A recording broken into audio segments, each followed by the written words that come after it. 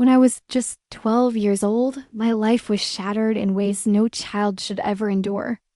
A distant relative, someone I trusted but never suspected, turned into a monster overnight. He didn't just steal my innocence, he stole the very essence of who I was. The abuse felt like being trapped in a nightmare with no escape, suffocating under the weight of his cruelty.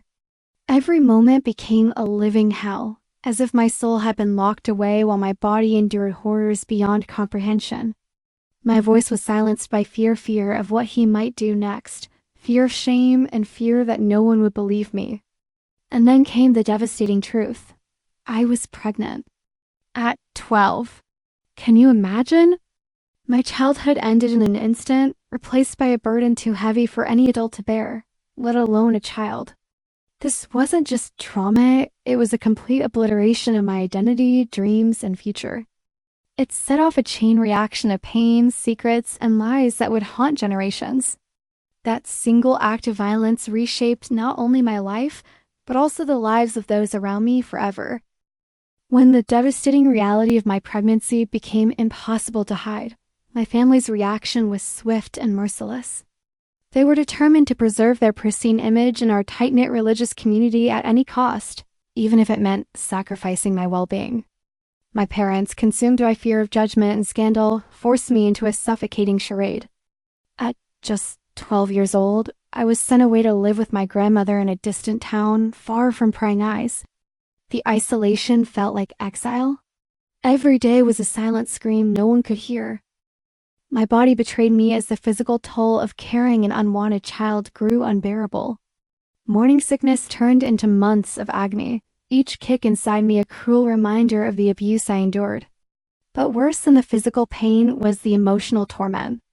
I begged them, my parents, then my grandmother, to let me end this nightmare. Please, I pleaded through tears, don't make me go through with this. Yet their response was always the same. Cold, unyielding insistence that I carry the child to term. Their God demanded it, they said. Their reputation required it. To shield themselves from shame, they erased me from their lives temporarily, hiding behind lies about my absence. To neighbors and friends, I had simply gone on vacation or needed a change of scenery. Meanwhile, I languished in solitude, trapped between grief and despair. Every letter home went unanswered, every phone call laced with thinly veiled warnings to stay quiet.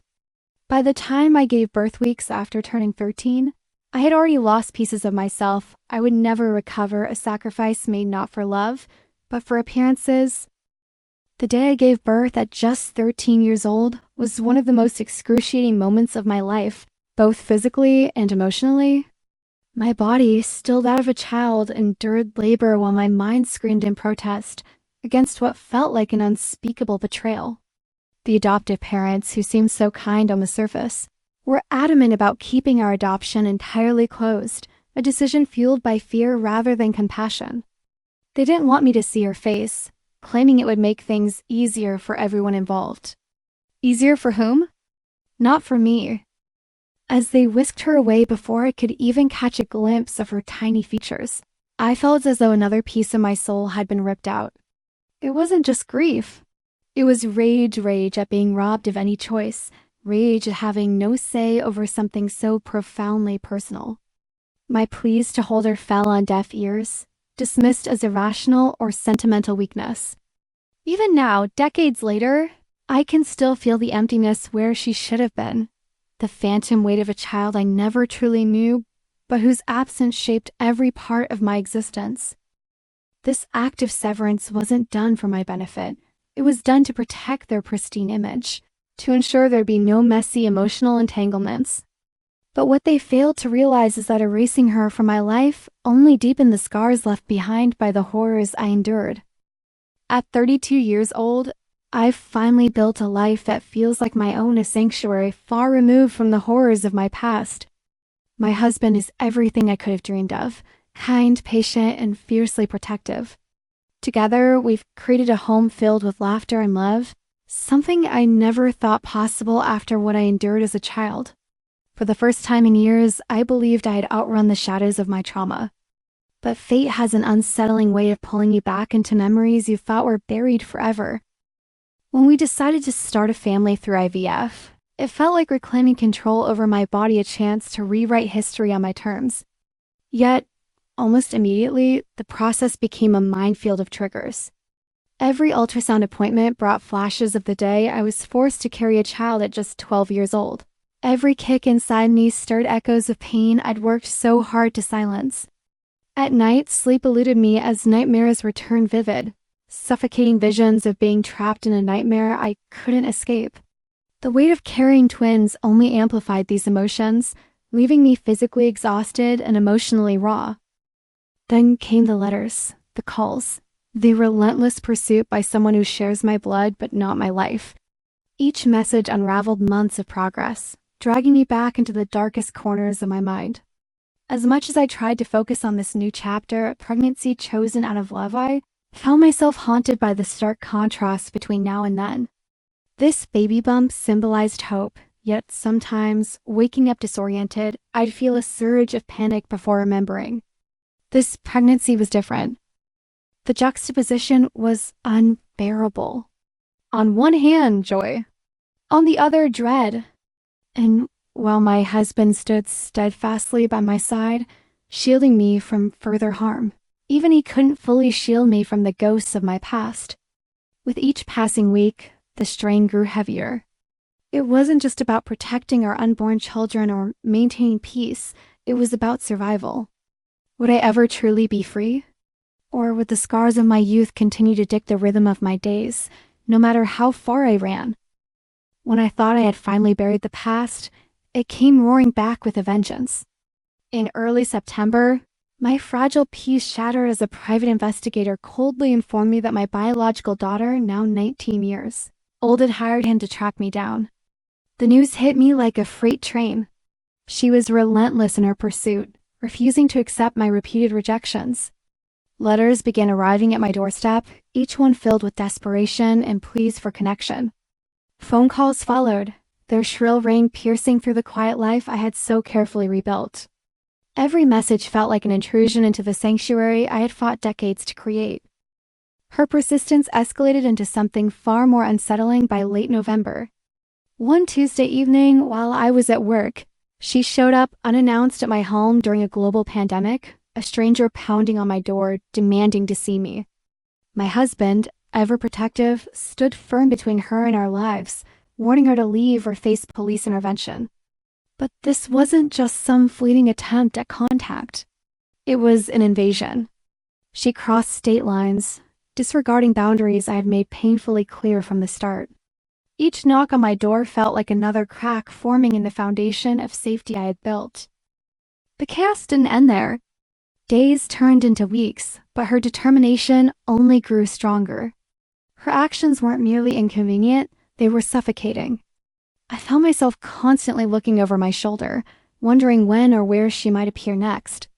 This young woman, driven by unanswered questions about her origins, seemed blind to how much damage her relentless pursuit caused.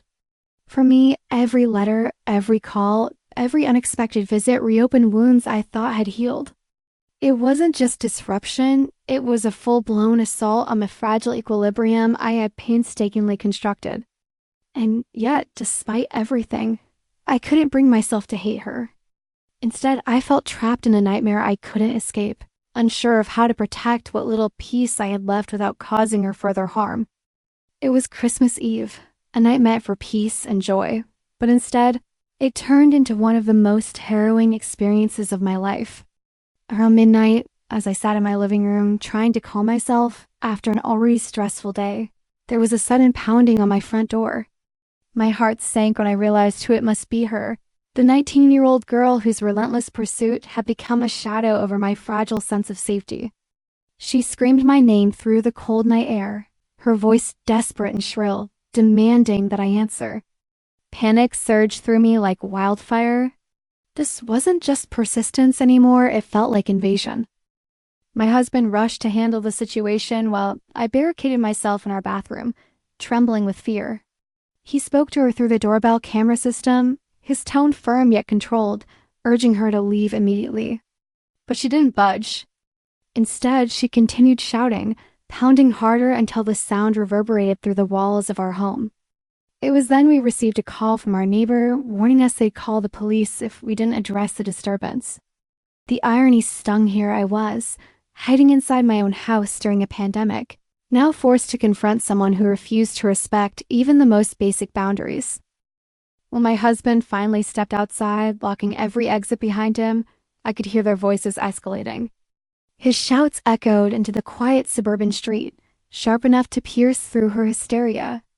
For what felt like hours, I cowered in silence, clutching my knees as flashes of the past flooded back the abuse, the forced pregnancy, the trauma I thought I'd escaped. By some miracle, she eventually left, leaving behind only echoes of chaos. That night shattered any illusion of security I clung to. What should have been a celebration became a battle for survival, a stark reminder that no matter how far I ran, the ghosts of my past were always just steps behind. The final phone call was inevitable, a confrontation I both dreaded and knew I had to face. After weeks of relentless pursuit letters, unannounced visits, pounding on my door in the dead of night, I reluctantly agreed to speak with her, hoping it would bring closure. Her adoptive parents facilitated the conversation, their guilt palpable after apologizing for lying to her about who I was and encouraging her obsessive search. They assured me she understood this would be our last interaction if she couldn't respect my boundaries. But nothing could prepare me for the raw emotion that unfolded. When her voice cracked through the line, trembling yet desperate, I felt the weight of years pressing down on me. She asked questions I didn't want to answer. Do you love me? Do you think of me as your daughter? My silence must have spoken volumes because she quickly followed up with more pleas, begging me to explain why I kept rejecting her. And so I told her the truth, not sugar-coated or softened, but stark and unyielding. I don't see you as my daughter, I said, my tone colder than I intended. You're not family to me. You're a stranger tied to me by blood. The words hung heavy in the air, sharp enough to cut glass. On the other end of the line, I heard her breath hitch, then a sob, a guttural, heart-wrenching sound that echoed through the receiver. It wasn't just sadness. It was devastation, as though I'd ripped away something she clung to her entire life. For a moment, guilt clawed at me, but I reminded myself of the reality. I owed her honesty, not false comfort. I hadn't chosen her existence any more than she had chosen mine. Yet, hearing her cry made the distance between us feel unbearable. I'm sorry, I added, though the words felt hollow even as they left my lips. This wasn't cruelty, it was survival. But as the call ended and the line went dead, I couldn't shake the image of her breaking down on the other side. The cost of protecting myself was etched into her pain, a reminder that some wounds never truly heal, they only scar over. The truth unraveled in the most devastating way during that final phone call, a conversation I never wanted but felt compelled to have for closure. Her adoptive parents, who had once seemed like saviors to me when I was just a terrified 13-year-old, turned out to be architects of an elaborate web of lies. They had painted a picture so far removed from reality that it left both of us reeling. According to them, I had chosen life out of love for her, desperately wanting to keep her but being forced by my own parents due to financial hardship. They even told her I cried every night after giving her away, mourning the loss of the child I supposedly cherished. When she confronted me with these stories, my stomach churned with anger and disbelief. How could they twist something so painful into such a manipulative narrative? The weight of their betrayal hit me hard. Not only had they deceived her, but they also made her believe she was part of some tragic love story, instead of the brutal reality she was born into. As I explained the truth that I never held her, never saw her face, and had no emotional connection to her as a mother, her voice cracked under the weight of disillusionment. She wasn't just grappling with rejection. She was now facing the shattering collapse of everything she thought she knew about her origins. Her adoptive parents' deception didn't stop there. They funded the private investigator who tracked me down, encouraging her relentless pursuit despite my clear boundaries. Their actions weren't just misguided, they were cruel, perpetuating trauma for both of us. For her, this revelation deepened the void she'd been trying to fill all along. And for me, it added another layer of bitterness to an already complicated situation. Every lie they told her was like salt poured into wounds neither of us asked for, leaving her more desperate and me more guarded than ever before. The betrayal cut deeper than I ever imagined possible when I received a phone call from her adoptive parents, the very people I once believed were protecting her. They admitted to funding the private investigator who tracked me down, claiming they thought it would lead to a happy reunion. But there was nothing happy about this chaos. Their actions weren't just misguided, they were reckless and cruel, pushing an already vulnerable 19-year-old into a journey of self-discovery that neither of us was prepared for. Worse still, they had lied to her about my past, painting me as someone who loved her dearly but was forced by circumstance to give her up. The truth that I never wanted contact because I couldn't bear the weight of what she represented was twisted into something unrecognizable. Every lie they told her felt like another layer of betrayal, not just against her, but also against me. They pushed her toward me, knowing full well how fragile our lives were on either side of this equation. How could they think this would end well? It wasn't just negligence. It was manipulation, driven by their own inability to confront the harsh realities of her conception. And now here we were, two victims of the same tragedy, pitted against each other in a battle neither of us asked for. I felt abandoned by both sides, her adoptive parents, who should have shielded her from further pain, and my own family, whose secrets set this nightmare in motion years ago. This wasn't just disappointment, it was rage, simmering beneath the surface, at being failed so profoundly by those entrusted with protecting us. Each revelation chipped away at whatever trust I still clung to, leaving behind only bitterness and regret. In the wake of her relentless pursuit, I found myself teetering on the edge of a breakdown. The breaking point came one harrowing Christmas Eve when she pounded on my door in the dead of night, screaming for me to answer. My husband's voice echoed through our home as he tried to defuse the situation, but it was clear we were no longer safe, not in the sanctuary we had worked so hard to build. That night, after barricading myself in the bathroom and hearing her cries outside, I realized there was only one way to protect what little peace I had left: complete disconnection. By morning, I had made arrangements to leave everything behind temporarily, at least. We packed essentials and moved into a hotel, severing ties with the life we knew. I disconnected my landline, changed my cell phone number, and began looking for a new home far away from hers. Every action felt like ripping apart pieces of myself. Every step forward carried the weight of loss. How could I explain to anyone that this wasn't paranoia, it was survival? Her adoptive parents' lies, her inability to respect boundaries, and the trauma she unknowingly dredged up forced me into exile. Living out of a suitcase while pregnant with twins added another layer of chaos to an already fragile existence. Sleepless nights became my norm, haunted by fears of being found again. Each knock at the hotel door sent adrenaline coursing through me, even though logic told me she wouldn't find us here. Yet, despite these measures, I couldn't shake the feeling that I was running, not healing. My once stable world now felt shattered beyond repair, replaced by uncertainty and fear. For the first time in years, I wondered if I'd ever truly escape the past, or if it would always hunt me down, no matter where I hid. My husband, who has always been my rock through every storm, found himself thrust into a role he never anticipated, protector against an unforeseen threat. When she showed up at our door that first time and then, again, pounding on it late at night while I hid trembling in the bathroom, his calm demeanor turned steely with resolve. He stood between her and me like a fortress, his voice firm as he warned her to leave or face police intervention. It wasn't just about defending our home.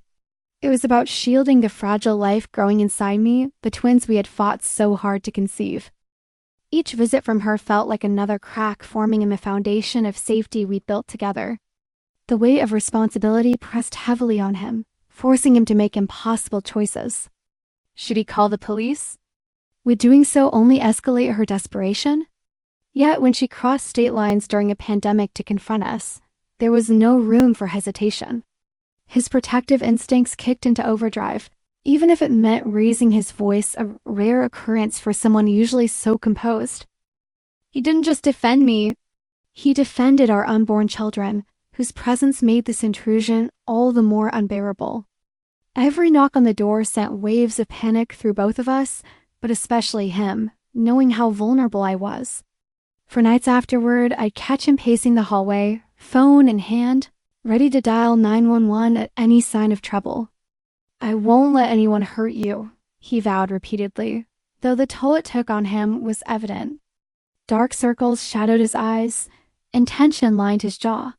Still, he refused to back down, vowing to use every measure necessary, even legal action, to keep us safe. In those moments, I saw not just love, but sacrifice etched into every decision he made. After the whirlwind of chaos she brought into my life, I found myself standing at a crossroads between forgiveness and self-preservation. But there was no question in my mind. I would never forgive the man who stole my childhood, violated my body, and left me with scars that still ache to this day. His actions were unforgivable, monstrous, a betrayal so profound it reshaped every aspect of my existence. And as for her, the girl born from that nightmare, I made it painfully clear during our final phone call that I do not want her in my life. It wasn't cruelty. It was survival.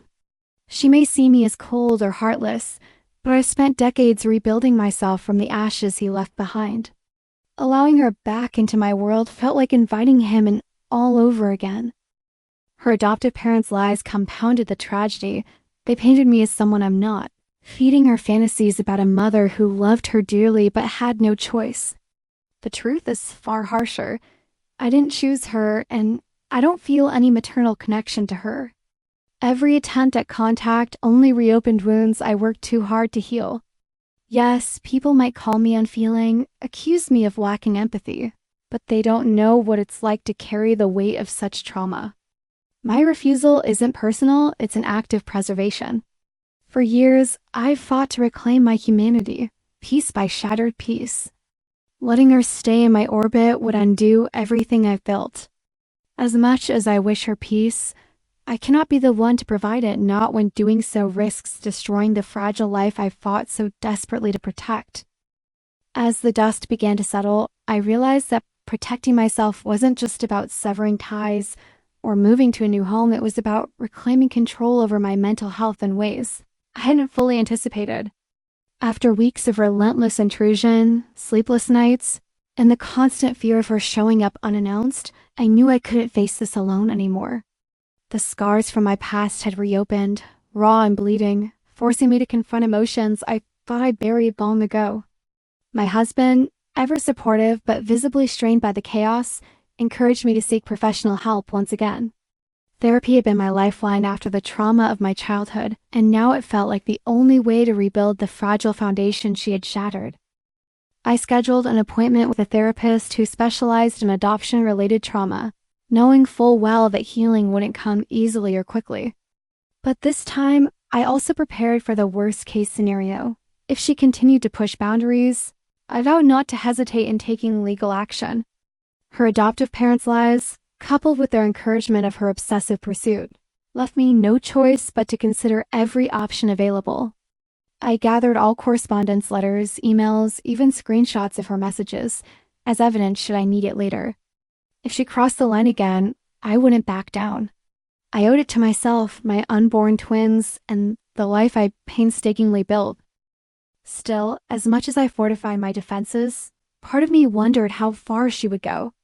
Would she respect my final plea for space? Or would she see my resistance as a challenge, something to fight against rather than accept?